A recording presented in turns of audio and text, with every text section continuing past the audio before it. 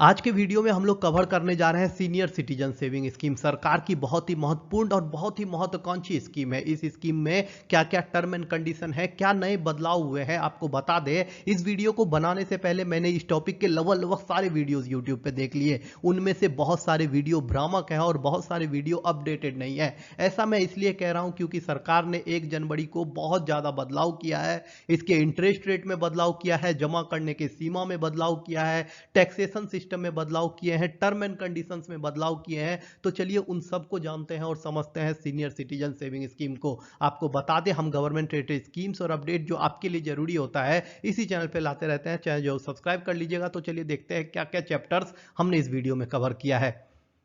ये बात तो आप सभी को पता है कि हमारी वीडियो 1-2 मिनट लंबी जरूर हो सकती है, लेकिन हम लोग एक एक चीज को इतनी क्लियर करके बताते हैं ताकि आपको इस टॉपिक पे कोई दूसरा वीडियो ना देखना पड़े। इस वीडियो में हमने जो चैप्टर्स इंक्लूड किए हैं उनमें सबसे पहले हम आपको बताएंगे कि क्या नए अपडेट हुए हैं सीनियर सिटीजन सेविंग स्कीम में। उसके बाद देखेंगे कि क्या क्या फायदे हैं। उसके बाद समझेंगे कि अकाउंट कौन खोल सकता है सीनियर सिटीजन सेविंग स्कीम का, कितना पैसा जमा कर सकते हैं, सरकार ने इसमें भी बड़ा अपडेट किया है। उसके बाद देखेंगे जमा पर ब्याज दर कितना मिलता है और पैसे किस तारीख को आपको वापस मिलता है। उसके बाद यह भी देखेंगे कि टैक्स में कैसे छूट मिलता है और कैसे और ज्यादा छूट लेना है टैक्स में। उसके अलावा यह समझेंगे अकाउंट जो है खाता विस्तार किया जा सकता है कि नहीं किया जा सकता है, क्या अकाउंट बीच में बंद किया जा सकता है, इस सवाल का भी जवाब देंगे हम।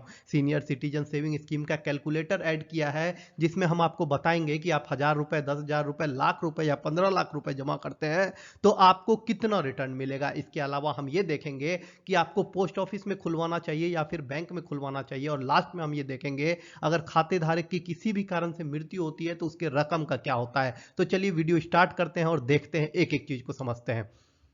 सबसे पहले हम ये समझते हैं कि सीनियर सिटीजन सेविंग स्कीम में क्या क्या नए अपडेट हुए हैं। जब 1 फरवरी 2023 को सरकार ने बजट पेश किया तो उसमें सबसे पहले सरकार ने इसमें बदलाव किया और कहा कि जो अभी तक आप 15 लाख रुपए जमा कर सकते थे उसको बढ़ाकर 30 लाख रुपए कर दिया गया। मतलब अब व्यक्ति सीनियर सिटीजन सेविंग स्कीम में 30 लाख रुपए तक का रकम जमा कर सकता है। दूसरा बदलाव जो सरकार ने 1 जनवरी 2023 को किया था वो ब्याज दर में वृद्धि थी। पहले जो इसका ब्याज दर था वो 7.6% है। कई YouTube वीडियो अभी तक उसको 7.6 ही बता रहे हैं, लेकिन उसको अपडेट करके सरकार ने 8% ब्याज दर कर दिया और कई बैंक तो 8% से भी ज्यादा ब्याज दर मिल रहा है। अब ये समझते हैं इस बार के बजट में सबसे ज्यादा बेनिफिट जो दिया गया वो है tax benefit senior citizen saving scheme में। उसको हम लोग आगे डिटेल में समझेंगे।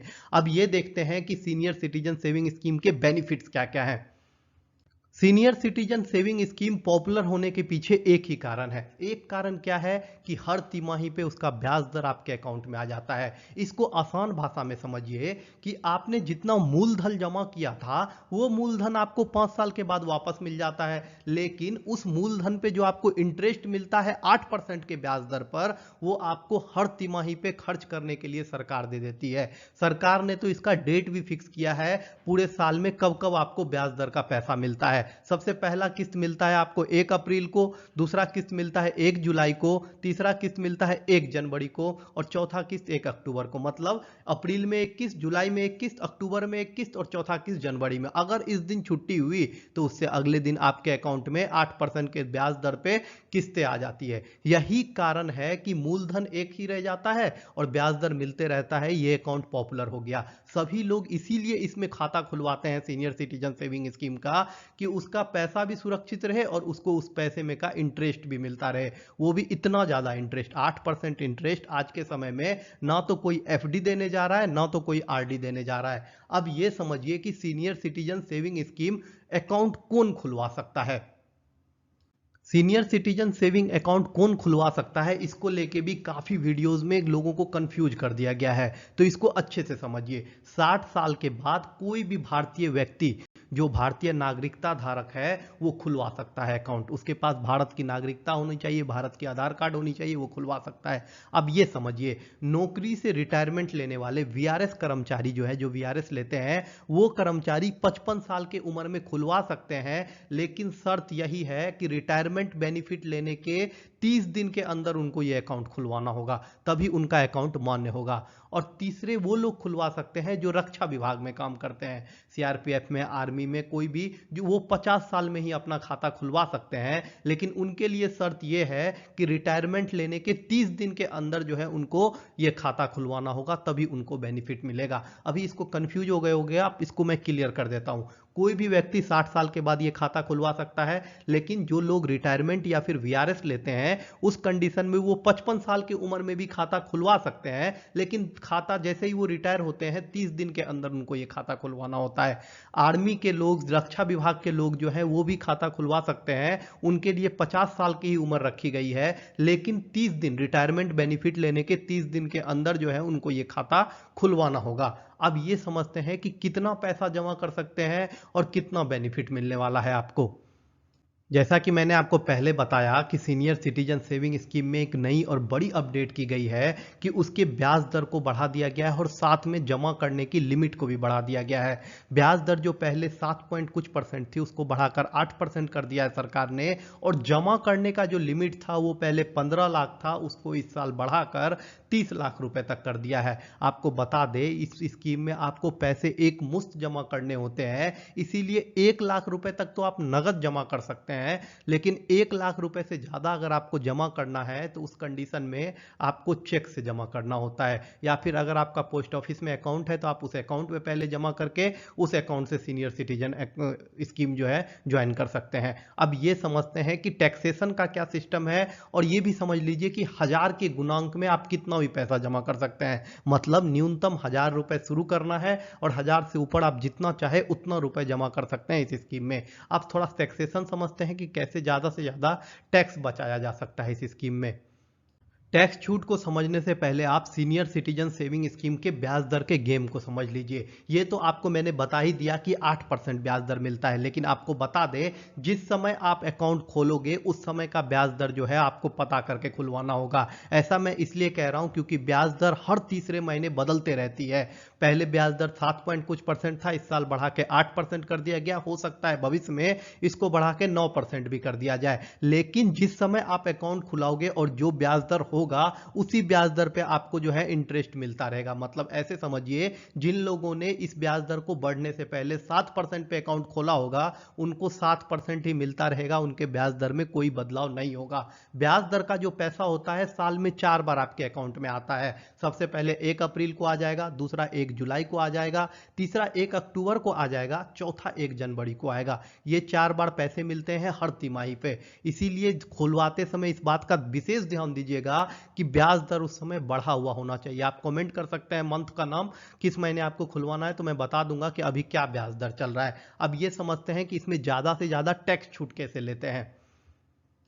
सीनियर सिटीजन सेविंग स्कीम में सरकार जो है आपको टैक्स छूट देती है, ये बात तो हम सभी को पता है। धारा 80C टैक्स एक्ट के तहत आपको छूट दी जाती है, लेकिन आपको बता दें आप कितने भी स्कीम्स में जुड़ो, कितने भी योजनाओं में जुड़ो, आपको कुल टैक्स छूट जो मिलना है वो 1.5 लाख रुपए ही मिलना है। मतलब समझ लीजिए कि आपको 1.5 लाख रुपए तक का छूट मिलता है किसी भी तरह के निवेश करने पर। इसमें आप सीनियर सिटीजन सेविंग स्कीम में भी जुड़ सकते हैं, ईपीएफ में जुड़ सकते हैं, पीपीएफ में जुड़ सकते हैं, राष्ट्रीय बचत पत्र में जुड़ सकते हैं, बैंक का टैक्स सेवर एफडी होता है उसमें जुड़ सकते हैं, 5 वर्ष का पोस्ट ऑफिस का डिपॉजिट होता है वो करवा सकते हैं, जीवन बीमा निगम में जो जाके जीवन बीमा करवा सकते हैं। इसके अलावा 2 बच्चों की पढ़ाई की फीस भी एक तरह के इन्वेस्टमेंट में ही माना जाता है, इसीलिए उसमें भी टैक्स छूट मिलता है।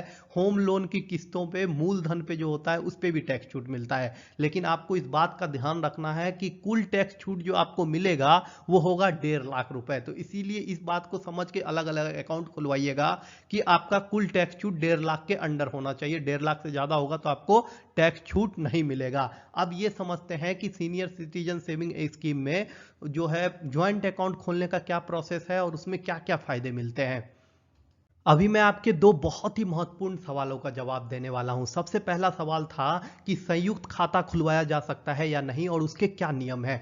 सब इस सवाल का जवाब मैं आपको इस तरह से दूंगा कि जी हां खुलवाया जा सकता है, लेकिन पति या पत्नी एक साथ ही खाता खुलवा सकते हैं। मतलब ऐसे समझिए कि कोई दूसरे सगे संबंधी को आप इस खाते में नहीं जोड़ सकते हैं, पति या पत्नी ही सिर्फ इस खाते को खुलवा सकता है। और दूसरा टर्म एंड कंडीशन इसका यह कहता है कि इसमें जो मुख्य खाता धारक होगा, मतलब जो मेन पर्सन होगा उस अकाउंट का, उसी का उम्र मान्य होगा। मतलब दूसरा अकाउंट धारक जो हो सकता है वो 60 साल से कम का भी हो सकता है, उससे सरकार को कोई दिक्कत नहीं है। लेकिन मुख्य धारक जो होना चाहिए उसकी उम्र जो है सीनियर सिटीजन सेविंग स्कीम के दायरे में आनी चाहिए, 60 साल से ज्यादा होना चाहिए। या फिर आर्मी वगैरह पर्सन है तो उसके लिए जो टर्म एंड कंडीशन बनाए वो उस पर लागू होता है। अब ये समझिए, संयुक्त खाता जो आप खोलते हो उसके बाद अगर आप विस्तार करना चाहते हो, खाते का एक्सटेंशन करना चाहते हो, कि आपका जैसे ही 5 साल पूरा हुआ आप नया एक्सटेंशन करना चाहते हो फिर 5 साल के लिए, तो वो 5 साल के लिए तो एक्सटेंड नहीं किया जा सकता, लेकिन 3 साल के लिए किया जाता है एक्सटेंड।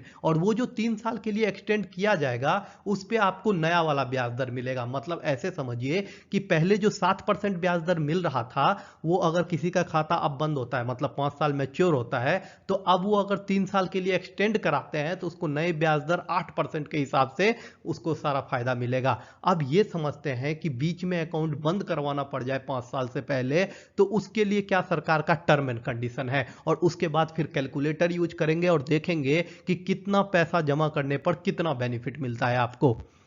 ये सबसे महत्वपूर्ण सवाल लोगों के दिमाग में रहता है कि मैं सीनियर सिटीजन सेविंग स्कीम में पैसे तो जमा कर दूंगा, लेकिन अगर बीच में मुझे पैसे निकालने पड़े तो खाता बंद करना पड़ा, तो उसके लिए सरकार का क्या टर्म एंड कंडीशन है। तो आपको बता दें, इसके लिए सरकार कहती है कि अगर आपको बीच में पैसे बंद करना पड़ा, बीच में खाता बंद करना पड़ा, तो हम आपके अकाउंट में से 1 या 1.5% काट के आपको वापस कर देंगे। इसके लिए सरकार ने 3 से 4 टर्म एंड कंडीशन दी है। सबसे पहला टर्म एंड कंडीशन में सरकार यह कहती है कि अगर आप 1 साल से कम में खाता बंद करते हो तो आपने जितना पैसा उठाया है, मतलब तिमाही पे जितना इंटरेस्ट उठाया है, वो आपके मूलधन में से काटकर आपको पैसा दे दिया जाएगा। अगर आप 1 से 2 साल के बीच में खाता बंद करते हो, मतलब 1 साल पूरा कर लिया और दूसरा साल अभी तक पूरा नहीं हुआ है, तो उस कंडीशन में सरकार कहती है कि प्रिंसिपल अकाउंट में प्रिंसिपल अमाउंट जो मतलब आपने पैसा जमा किया है उसमें से 1.5% काट कर आपको आपका पैसा दे दिया जाएगा। तीसरा कंडीशन सरकार कहती है कि अगर आपने 2 साल पूरे कर लिए हैं और 2 साल के बाद अगर आप पैसे बंद करना चाहते हो अपना अकाउंट, तो उस कंडीशन में आपका जो प्रिंसिपल अमाउंट है, जो आपने पैसे जमा किए हैं, उसमें से 1% काट के आपको वापस मिल कर दिया जाएगा। अब ये समझिए कि जो व्यक्ति 5 साल पूरा कर लिया और 5 साल के बाद उसने 3 साल के लिए खाते को फिर से एक्सटेंड करा दिया, और एक्सटेंड कराने के बाद अब उसको दिमाग आया कि खाता बंद करना है, मुझे पैसे निकालना है, तो एक्सटेंड कराने वाला व्यक्ति जो है अगर 1 साल पूरा एक्सटेंशन कंप्लीट कर लिया है तो उसका कोई पैसा नहीं काटा जाएगा। ये थोड़ा कंफ्यूजिंग है, आप सीधा कमेंट कर दीजिएगा आपका क्या कंडीशन है, मैं आपको रिप्लाई में जवाब आसानी से समझा दूंगा अगर आप इसको नहीं समझ पाए तो। इसको आप रिपीट करके भी सुनिएगा तो आपको क्लियर समझ में आ जाएगा। अब ये कैलकुलेटर यूज करके देखते हैं कि कितना पैसा जमा करने पर कितना रिटर्न मिलता है हर तीसरे महीने में हमको। अगर आप सीनियर सिटीजन सेविंग स्कीम में 1,000 रुपए जमा करते हो तो हर तीसरे महीने 20 रुपए मिलेंगे। ये टेबल मैंने आपके लिए बनाया है, आप इसका स्क्रीनशॉट भी ले सकते हो या फिर वीडियो सेव भी कर सकते हो। अगर 5,000 रुपए आप जमा करते हो तो हर तिमाही पे आपको 100 रुपए मिलेंगे। अगर 10,000 रुपए जमा करते हो तो हर तिमाही पे आपको 200 रुपए मिलेंगे। और आपको बता दें कि आपका मूलधन आपको 5 साल के बाद वापस मिल जाएगा, इसके लिए कोई टेंशन नहीं है। अगर आप 50,000 रुपए जमा करते हो तो आपको हर तिमाही पे 1,000 रुपए मिलेंगे। अगर आप 1 लाख रुपए सीनियर सिटीजन स्कीम में जमा करते हो तो हर तिमाही पे आपको 2,000 रुपए मिलेंगे। अगर आप 2 लाख रुपए जमा कर देते हो तो उस कंडीशन में आपको हर तिमाही पे 4,000 रुपए मिलेंगे। अगर आप 3 लाख रुपए जमा करते हो सीनियर सिटीजन सेविंग स्कीम में तो हर तिमाही आपको 6,000 रुपए मिलेंगे। अगर आप 5 लाख रुपए सीनियर सिटीजन सेविंग स्कीम में जमा करते हो तो हर तिमाही में आपको 10,000 रुपए मिलेंगे। अगर आप 10 लाख रुपए जमा कर देते हो सीनियर सिटीजन सेविंग स्कीम में तो उस कंडीशन में आपको हर तिमाही में 20,000 रुपए मिलेंगे। अगर आप 15 लाख रुपए जमा कर देते हो सीनियर सिटीजन सेविंग स्कीम में तो हर तिमाही आपको जो है 30,000 रुपए मिलेंगे। अगर आप 15 लाख रुपए जमा करते हो तो मतलब समझ लो जो लोग रिटायर हुए और 15 लाख रुपए जमा करते हैं तो उस कंडीशन में उनको 30,000 रुपए मिलेंगे। ये था कैलकुलेटर। अब ये समझते हैं आपको कितना अमाउंट जमा करना है, आप कमेंट कर देना, मैं बता दूंगा आपको हर तिमाही कितना अमाउंट मिलने वाला है। अब लास्ट में ये देख लेते हैं कि अकाउंट कहां से खुलवाना सही रहेगा, बैंक में या फिर पोस्ट ऑफिस में। देखिए, सीनियर सिटीजन सेविंग स्कीम जो है पोस्ट ऑफिस ने शुरू किया था और उसके बाद जो है अलग-अलग बैंकों ने भी शुरू किया। एसबीआई ने शुरू किया, बैंक ऑफ बड़ौदा, पीएनबी वगैरह कहीं भी आप जाकर खाता खुलवा सकते हैं। लेकिन अगर आप मेरी सजेशन पूछेंगे तो मैं आपको हमेशा कहूँगा किसी भी सेविंग स्कीम के लिए सबसे बेस्ट ऑप्शन पोस्ट ऑफिस है। डायरेक्ट केंद्र सरकार के अंदर में आता है, डायरेक्ट गवर्नर के अंदर में आता है, कोई रूल रेगुलेशन में ज़्यादा बदलाव नहीं होता, बीच-बीच में आपको कोई टेंशन नहीं होगा, आप आराम से जाइए, पैसे जमा कीजिए, अपना पासबुक अपडेट करा के रखिए, कोई प्रॉब्लम नहीं होगा। सबसे बेस्ट पोस्ट ऑफिस है किसी भी तरह के सेविंग स्कीम में पैसा जमा करने के लिए। ऐसे आपको जो सहूलियत हो, अगर आपको बैंक सहूलियत होता है तो आप बैंक में खुलवा सकते हैं। अब ये देखते हैं कि सीनियर सिटीजन सेविंग स्कीम में अगर जिस पर्सन ने जमा किया है पैसा, उसका मृत्यु हो जाता है किसी कंडीशन में, तो उसका पैसे का क्या होता है। सीनियर सिटीजन सेविंग स्कीम में सबसे अच्छा रूल ये है कि आपको नॉमिनी बनाना होता है। जैसे ही आप अकाउंट खुलवाओगे सीनियर सिटीजन सेविंग स्कीम का, तो आपको एक नॉमिनी रखने के लिए कहा जाएगा। अगर बीच में किसी कंडीशन में आपकी मृत्यु होती है तो सीनियर सिटीजन सेविंग स्कीम का सारा पैसा आपके नॉमिनी को दे दिया जाएगा। और बात करते हैं उस कंडीशन की जहां ज्वाइंट अकाउंट हो। ज्वाइंट अकाउंट में सारा पैसा जो है उन दूसरे अकाउंट धारक को मिल जाएगा। मतलब जो माइनर अकाउंट धारक है, दो अकाउंट धारक होंगे ज्वाइंट में, एक मेजर, पति होगा मेजर या फिर पत्नी होगी मेजर, उस कंडीशन में जो माइनर होंगे उनको सारा पैसा दे दिया जाएगा। आपको कैसा लगा ये स्कीम कमेंट करके जरूर बताइएगा। आपको कोई भी क्वेश्चन हो सीनियर सिटीजन सेविंग स्कीम को लेकर तो आप कमेंट कर सकते हैं, मैं उसका रिप्लाई जरूर दे दूंगा। गवर्नमेंट रिलेटेड स्कीम्स और अपडेट जो आपके लिए जरूरी होता है हम इसी चैनल पर करते रहते हैं। अगर आपने यहाँ तक वीडियो देखा है तो आपका बहुत बहुत धन्यवाद।